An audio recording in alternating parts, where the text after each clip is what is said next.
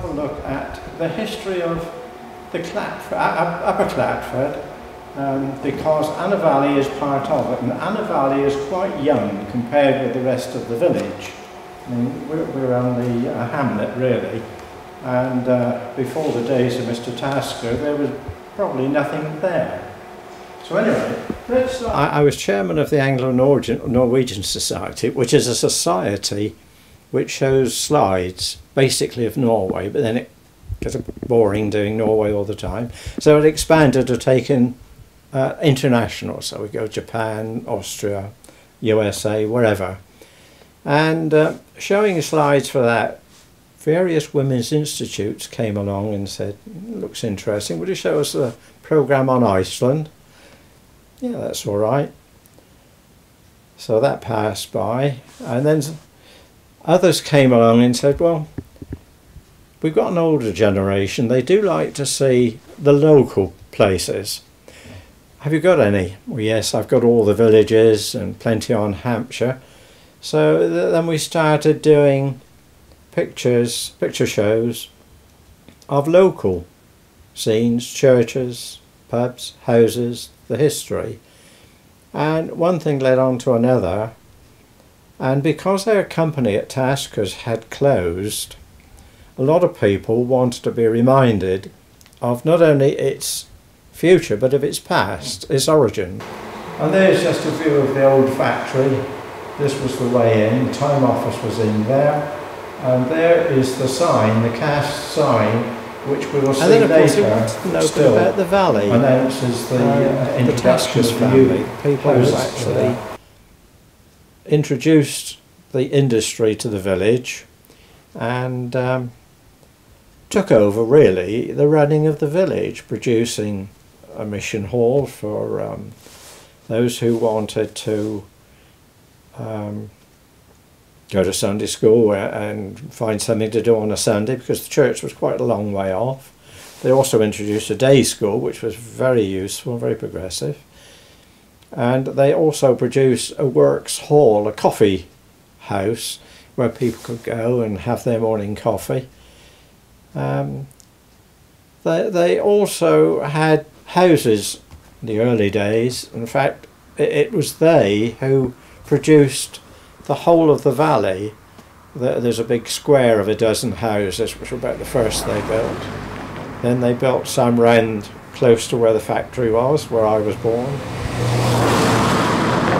Well, for me, I suppose it's been a way of life. Having done it for so long, and because of my historical connections with the village, people who move away or people who come back and put messages in the visitors book often ask questions about where family are buried, where family lived, what sort of lives they lived. Before my time, I'm not sure, Harry, whether it was in your time, or we had a very, very fine Scouts troop. There's one there you would know in the middle, I think, old Tommy Tubb.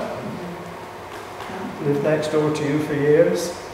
Anyway, we had a very, very fine Boy Scout and Cub troop, in fact, together with their instruments. And when I joined in the early 30s, all these instruments were still in the Scouts' hut.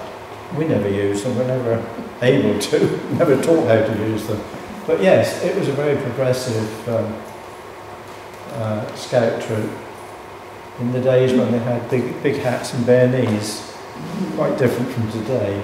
The people who come along, not just the villagers, all right, the new villagers come in, they want to know a bit about what the village was like, where the blacksmith shop was, where the shops was, where the breweries were, and various things like that. Here's the old blacksmith's forge. And that could be Mrs. Greenaway, because Mr. Greenaway was there when I went to school, and Mrs. Greenaway was probably there looking after the house while he was doing the blacksmithing in his shop opposite. And there he is, posing for the picture. It It was shoeing horses, of course, any wrought iron, gates, fixings, brackets, all sorts of things could be made in there. It was a real handy place. So you have Mr. Cottle up the road producing coffins and all sorts of things. You have Mr. Greenway producing all sorts of ironwork. So, and Tasker's producing other things. We had our own butchers, our own baker, candlestick maker, the whole lot. The village was very self-supporting. Now there's the public house. That was the post office on the right there for a long time in those days, the public house. And in those days, the white cottage next door was thatched. I do remember in the 30s when that burnt down.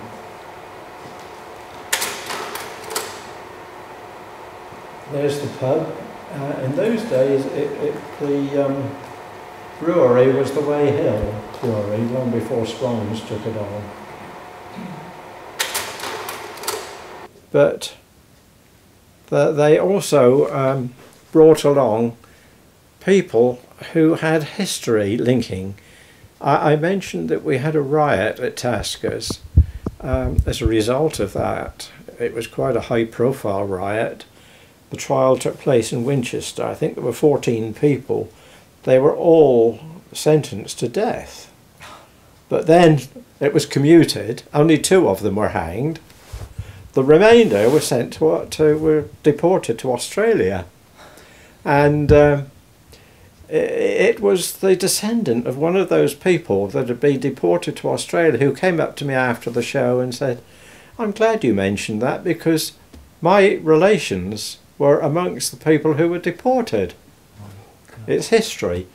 And this is what makes it so interesting. People want to know these things, and you're finding out from them the practical history of what happened. Wars change everything. You get an influx of different people, different ways of thinking, different ways of living, and perhaps the innocence of the village life disappeared, and we became more an urban district of Andover, where people of course went off and worked in other places. A lot of people, particularly during the war, went off to Tidworth, to the the armament factory over there, and worked. And of course in the First World War we produced shells. That is a scene in the shell shop of the ladies who worked there. In fact, the local rector, Reverend Bentham, did his turn producing shells, and I understand that all the money he received from it went back into the church. A number of people have said, well, you must do this while you're still here because there's not many people who remember these things. So it's memory. Yeah. It's putting that practical knowledge into use. I mean, we can all look up books, we can all read things, but it's so different when you can speak with someone who's actually lived through it, who's been there and seen it, and can describe it in words of their own as they remember it. Yeah. And that, I'm sorry to say, with all the pock marks on it, was the AA sign that was on the end of that house, and we would throw stones at that on the way to school. Harry's laughing now. And old Mrs. Wilde used to come out and she would chase us. She could, well, it was all right going to school because the school was only just down the road. It was when you had to come home to lunch. She knew what time you'd be coming out and she knew you had to pass her house, and she would often be waiting at the top of it. There were about 3 little steps to go down, and she'd be waiting there with a stick and she would chase us. However, I don't know, I could be responsible for some of those pock marks, I'm not going to say.